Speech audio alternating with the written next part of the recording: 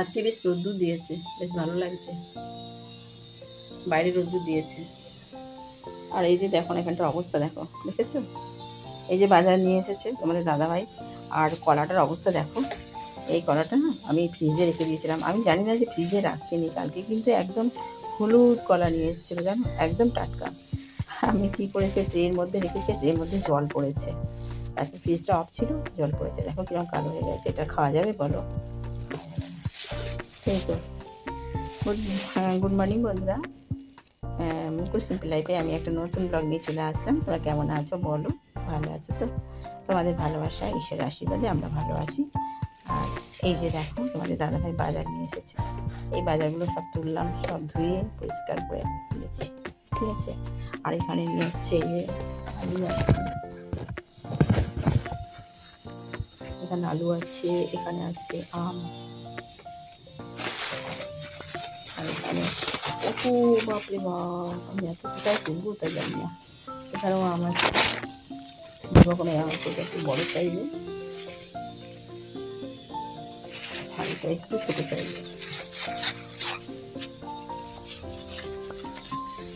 খুব ছোটো নয়, যাই হোক যেরকম আম নিয়ে এসেছে। এতে নিয়ে এসেছে মর্তমান কলা, এই যে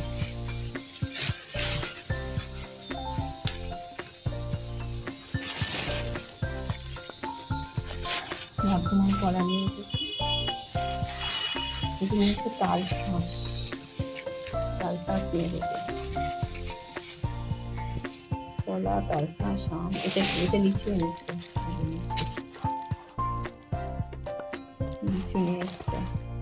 এগুলো সব তুলতে হবে, কারণ তুলে তুলে রাখি, দাঁড়াও, ঠিক আছে।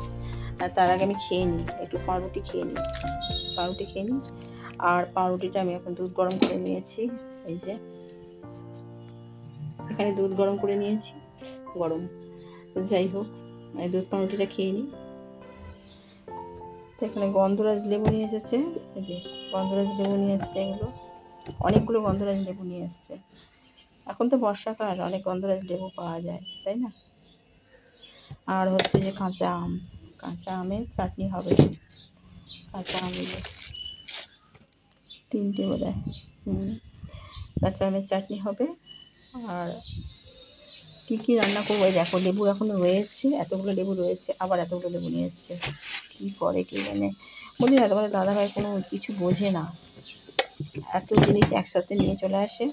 হ্যাঁ, আর কেউ সবজি খেতে চায় না, জানো তো, সবজি কেউ খেতে চায় না। আর দুজনে কত খাওয়া যাবে, ছেলেরা আগে কেউ খাইতে চায় না, একদম ছেলে মেয়েরা, মানে বান্টিতেই নেই আর কি, একদম ওরা সবজি তো খাইই না। তো চলো এগুলোকে সব তুলে রাখি। হ্যাঁ, এমনিতে ফ্রিজটা ভর্তি হয়ে আছে, আবার এটা ভর্তি আদা আছে, আর এই কলাগুলো তো সব নষ্টই হয়ে গেল একদম, এগুলো কী করবো জানি না। এগুলো খাওয়া যাবে? দেখো কিরকম কালো কালো হয়ে গেছে, নষ্ট হয়নি কিন্তু জানো তো, এই যে ওপরের খোসাটা কালো হয়ে গেছে। দেখি যে যেরকম খাওয়া যাবে খেয়ে নিতে হবে, বাকিটা আর কি করা যাবে, পাখিকে দিয়ে দেবো, পাখিরা খাবে, পাখিগুলো তো খেতে হবে বলো। আচ্ছা, সেই জন্য বাকিটাই করবো, তো ওগুলো তুলে তুলে রাখি সব। হ্যাঁ, তারপর তোমাদের সাথে আবার পরে কথা বলছি, ঠিক আছে। আর এই যে তোমাদের দাদাভাইকে কিছু আনতে বললে ও একদম এরকমই নিয়ে আসবে, গাদা গাদা নিয়ে আসবে, ঠিক আছে। তা এখন মাছ টাছগুলো তো সব বললাম তুলে রেখে দিয়েছি, সব নুন হলুদ মাখিয়ে। আর আজকে অনেক কাজ, সারাদিন আজকে প্রচুর কাজ, অনেক কাজ করতে হবে বুঝেছো। কালকের জন্য অনেক কিছু এগিয়ে রাখতে হবে, কালকে তো অনেক কাজ আছে। কাল তো জামাই ষষ্ঠী, সকাল সকাল সবাই চলে আসবে, এসব গুছিয়ে তুলে রাখতে হবে। আর ফ্রিজের জায়গা নেই জানো তো, ফ্রিজে একদম ভর্তি ঠাসা হয়ে গেছে, কোথায় রাখবো দেখি, গুছিয়ে গাছিয়ে রাখতে হবে, ঠিক আছে। চলো তোমাদের সাথে আমি আবার পরে কথা বলছি। হ্যাঁ, এখানটার অবস্থা খুব খারাপ, আমি আগে পরিষ্কার করি, দেখেছো কী অবস্থা। গুড মর্নিং বন্ধুরা, আমি পরের দিন সকালে কথা বলছি, আর অনেকটাই সকালে কথা বলছি, যার জন্য গলার স্বরটা বুঝতেই পারছো যে গলায় বেশ মানে ব্যথা হয়েছে, ঠান্ডা লেগেছে।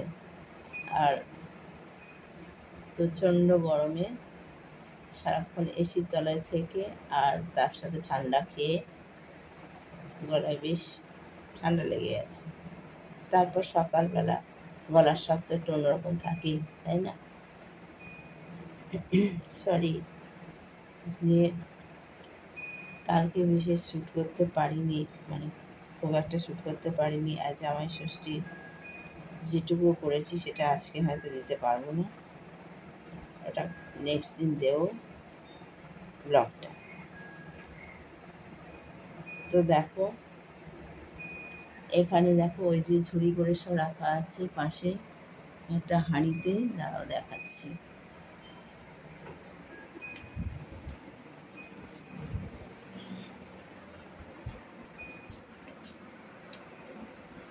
এই দেখো, এগুলো সব ফ্রিজে কিচ্ছু ধরছে না, সব এখানে রাখা আছে। যেহেতু এসি চলছিল তাই জন্য ঘরটা ঠান্ডা আছে, সব বাইরে রেখেছি। এখানে জানো, ভাতের হাঁড়িটাও পর্যন্ত এখানে রাখা আছে। কারণ কি, যে ভাতটা বেড়ে গেছে সেটা এসির মধ্যে এই ঘরে রেখেছি। কারণ এটাকে বাইরে রাখলে হয়তো নষ্ট হয়ে যেত। ফ্রিজে একদমই জায়গা নেই, ফ্রিজটা ভর্তি হয়ে গেছে, একদম ঠাসা হয়ে গেছে, সেই জন্য এই ঘরে এনে রেখেছি। যাই হোক, এতে অনেকটাই ঠিক থাকবে। আর দেখলাম বেশ ঠান্ডা হয়ে আছে একদম হাঁড়িটা। তো কালকে সন্ধ্যের থেকে, মানে কি বলো তো, এতটাই শরীর খারাপ লাগছিল, এতটা শরীর খারাপ লাগছিল, প্রচণ্ড ঘাম হয়েছে, যার জন্য খুব ক্লান্ত হয়ে গেছিলাম, প্রচণ্ড ক্লান্ত হয়ে গেছিলাম। তারপর কালকে কি হয়েছে জানো, কালকে 9:30টার সময় ঘুমিয়ে পড়েছি। মানে মোবাইলে সবাইকে সময় দিতে দিতে আমি ঘুমিয়ে পড়েছি। কখন ঘুমিয়ে পড়েছি আমি নিজেও জানি না। তারপরে আস্তে আস্তে, মানে তোমাদের দাদাভাই তো সমানে ডেকে গেছে। 9:30 থেকে আমাকে ঘুম থেকে আমি উঠলাম যখন, তখন 12:30।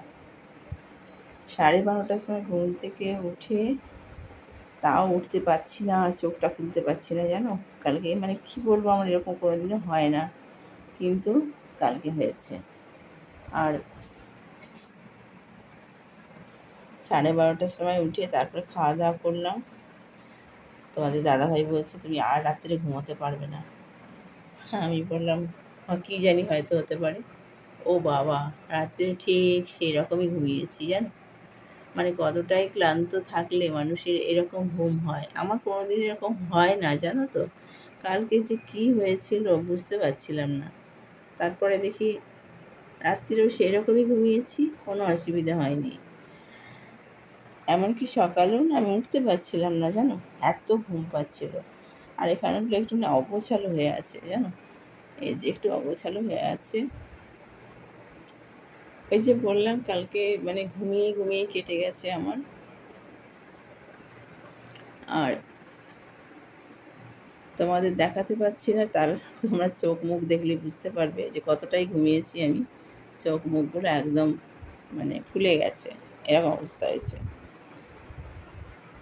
যাই হোক, এই ঘুমটা হয়তো দরকার ছিল, কেননা অনেক দিনই এরকম ঘুমোইনি আমি।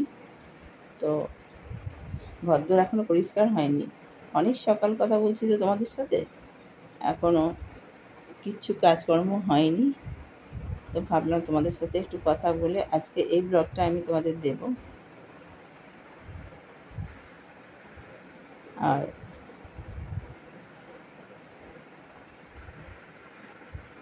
আর এখনও এই ঘরটায়, মানে এক্ষুনি এসিটা বন্ধ করলাম, ঘরটা বেশ ঠান্ডা আছে, ওই জন্য এগুলো এখন থাক। এগুলো থাকলে কী হবে, এখানে ঠিক থাকবে, ঠিক আছে। ফ্রিজে ভর্তি আম রয়েছে, লিচু রয়েছে, হ্যাঁ সমস্ত কিছু একদম। কালকে যে সমস্ত কিছু রান্নাবান্নাগুলো হয়েছিল সেগুলো সবই বেড়ে গেছে, ঠিক আছে। ও মামুন সৌম্যালো এরা রাত্রিরে খেয়ে যায়নি, দিনের বেলায় খেয়েছে, সেই জন্য অনেক খাবারই বেঁচে গেছে। তো সেগুলো তোমাদের নেক্সট ব্লগে সব দেখাবো, ঠিক আছে। এখন শুধুমাত্র তোমাদের এটুকুই বললাম আর আজকে আমি এখানে ব্লগটাকে শেষ করব, ঠিক আছে? নেক্সট ব্লগে আবার তোমাদের ডিটেলসে যাব। ততক্ষণে তোমরা সুস্থ থেকো, ভালো থেকো, সাবধানে থেকো, আর অবশ্যই পাশে থেকো বন্ধুরা। চলো আজ এই পর্যন্তই। আবার নেক্সট ব্লগে তোমাদের সাথে অনেক কথা বলবো, গল্প করব, অনেক কিছু শেয়ার করব, ঠিক আছে? টাটা।